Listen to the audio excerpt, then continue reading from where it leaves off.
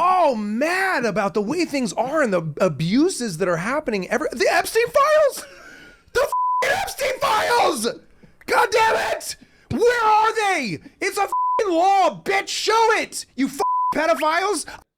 So Alan Ritchson has been wowing everybody. First, it was because of his muscles and his understated acting.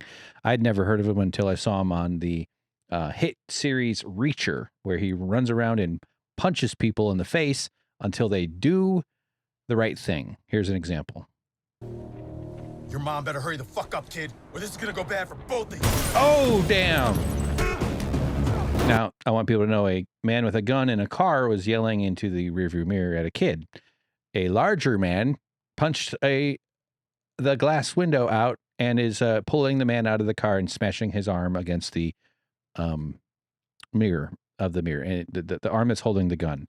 He is asserting dominance and using the most persuasive technique of all violence to correct an injustice, which is a guy being mean to a kid in a car. Oh, takes the gun, hits him with the gun. Turn the volume down just a little bit. Get him, Reacher! Smashes him between the doors of the car. Throws him over by his legs. Takes the bullet out of the gun, catches the bullet, opens the back door, punches the kid really hard. No, he's a big galoot. He's a huge galoot of a man, and kind of a soft-spoken actor. I think he's being cast in a bunch of, he's very much that archetype of, pro wrestler-sized dude. And I guess he does, I've seen, he's been in Hollywood for some time. I remember seeing some clip of him in some sort of dancing scenario. He's very fit, very muscular, kind of like me if I worked out a little bit more, but I don't want to. I want to see your mom. Sorry. Good timing. The mom was right behind him. They all look upset and sad. That guy will be out for a while. Go in the bank, call the cops, give him these guns. He gave the woman the magazine clip and the gun. He's in the car. Oh, he said the gun's in the car is what he told her as he walks away. Wait. Who are you? Someone who prefers not getting involved. He should have made a joke about insurance. Guns in the car, insurance will fix that door. Or maybe flipped her like $100 and said, here, fix the window. But that's not enough for the window. Okay, so that's Reacher. It's a show. It's actually a fairly entertaining show. He shows up, he's like MacGyver, but with violence instead of smarts. But he's also smart. He does plans ahead and then makes decisions without freaking out, right? So he was on a podcast that has been going around due to his surprising show of honorable traits. He wants to get to the bottom of the Epstein mess, and he seems to be, I don't know his politics. I'm sure people who are sort of famous in this sort of thing, like people probably assign certain assumptions to him based on his look, based on the way he carries himself. Big masculine chud looking guy, he has two diamond earrings, one on each ear, it seems, assuming they're real diamonds. Let's just give him the benefit of the doubt. But so I guess this kind of thing jumps out at us because we somehow have been conditioned that the Republicans are the manly ones on the side of the aisle, the ones that are a bunch of submissive little cuck bitches to their daddy, to their makeup wearing queen who lives in the White House and dances to YMCA, falls asleep while there's humiliation rituals done about him. Because the whole thing about the masculinity that's on display within the Trump orbit is submission. That's the thing, is these guys are conditioned to be order givers and order takers. They want to suck up. It's actually really, really tragic, in my opinion, the sort of source of that kind of thing. There's a thing called the authoritarian personality, and it seems to originate largely from early childhood trauma, from early childhood stress, where a very young child, a 2 or 3, 4-year-old, the tiniest you can be, learns that submission is a form of safety, is that it's a way to exercise some degree, sad as it is, of agency in a stressful situation. So abusive, stressful, traumatizing early childhood conditions create personality types that are more susceptible to falling into submission cults, which is what the conservative movement is. I'd even think of it more of a conformity type of cult. that's one of those things that always kind of, not that I had the exact same perspective as I have right now or the same lens of life after all my years here, but I naturally sort of land on the masculine side of that register. And so I've been in a lot of these types of spaces around men, and it always seemed to me to be so fucking exhausting to perform maleness for each other. You know, it always seemed like it wasn't authentic. And I kind of with my autistic masking, I didn't even know what that was until my early 40s. I was sort of chameleoned into it. Not that I was ever like one of these types of dudes or whatever that we're sort of talking about, but it's just it's sort of twisted that the idea that you would care about your community and give a shit about people's feelings and maybe try to think things through instead of reacting through anger, all those sorts of things are deemed not masculine, or deemed, you know, and masculinity seems to be, I'm sorry, I didn't mean to go off so much, but seems to be mainly defined on that kind of side of it as what you aren't, that you're not girly, you're not gay, you're not feminine, you're not this and not that. And what it is weakness, because if you lop off a piece of your being, and we all have a masculine feminine ratio, partially for me is like, I can't necessarily lop off my feminine traits, you know, what we call feminine traits, because that's what wholeness is. Like you are stronger when you are both things operating at whatever sort of ratio you got, or where you choose to feel, or, you know, you should have agency over that expression as well. But it always was very much about conformity and stuff. So, and to some degree, he might still fit into some of those kind of things, or kind of whatever strictures I'm referring to. Anyway, way too long of an intro to wind up just to get to this part.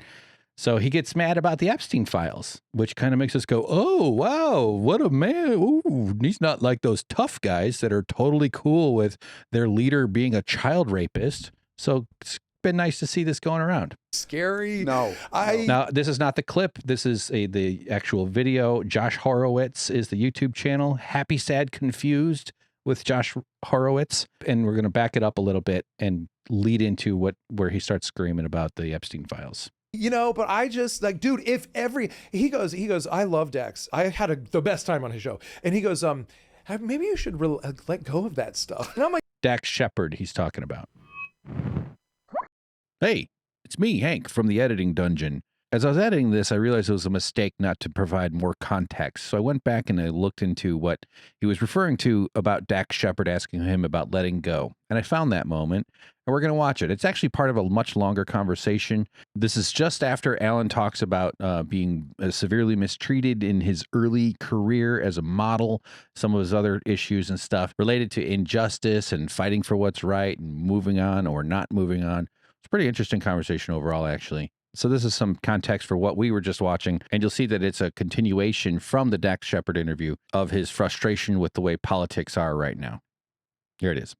Could you go all the way to letting go of the resentment?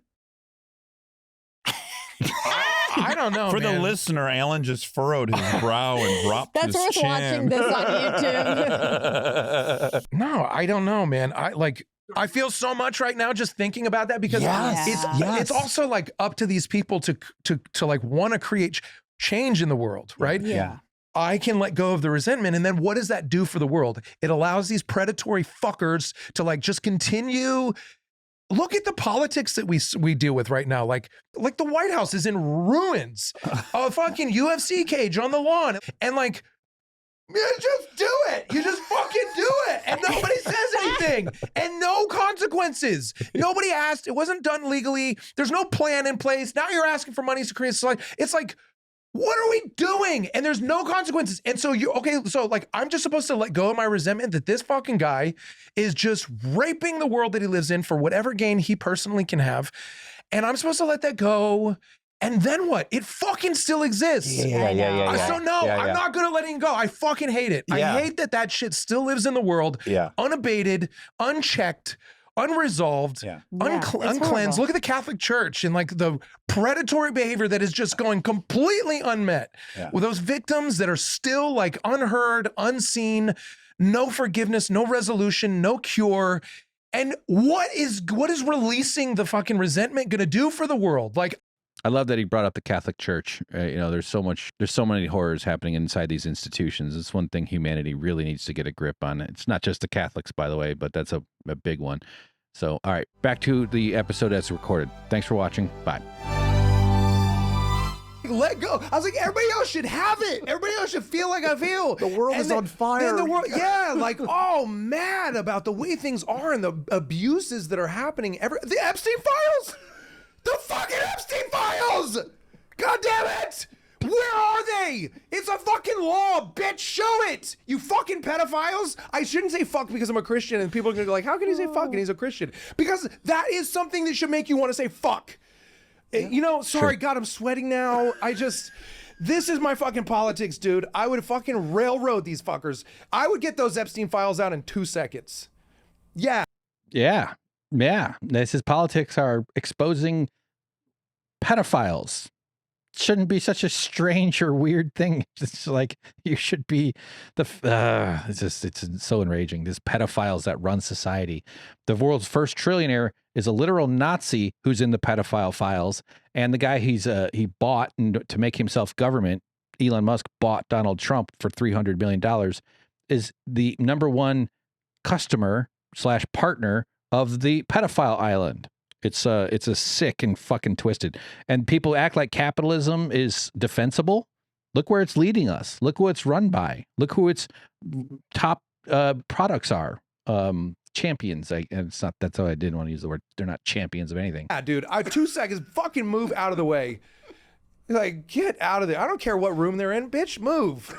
Like, give me the fucking manila envelope. I will get you the Epstein files. Reacher, you're Reacher. Go punch a window and get the Epstein files, dude. You can do it.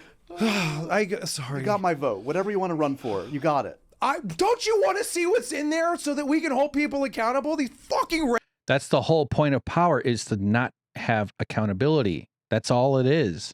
The world is twisted. They made it so that they have authority, but they don't have accountability.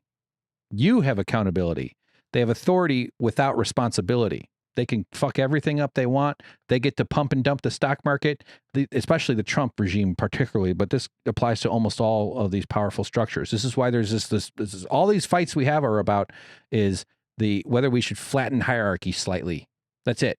Socialism, communism, it's all about should hierarchy be distributed a little bit more evenly and flattening, not completely flat, but flattened, or should it be this very strictly vertical tower? That's that conformity cult that I was talking about at the beginning of this, is you lock in on your role, your spot in the vertical hierarchy. You submit to the people above you. You accept whatever piss trickles off of their ankles into your mouth and whatever shit rolls down their calves into your mouth, and then you get to abuse the people below you.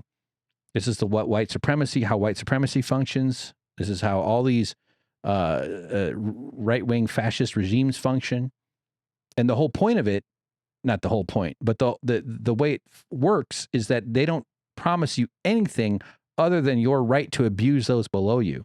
And when you see the people below you feeling pain, being left out, being excluded, having to have responsibility for your comfort, like throughout American history, a black person in town that they didn't belong in, air quote, they were responsible for the white people's comfort.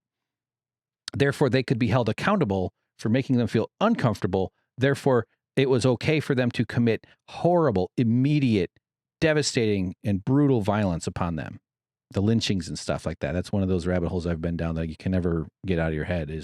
There's more to learn about it too. It's a terror state in this country because it's based on the way hierarchy needs a return signal.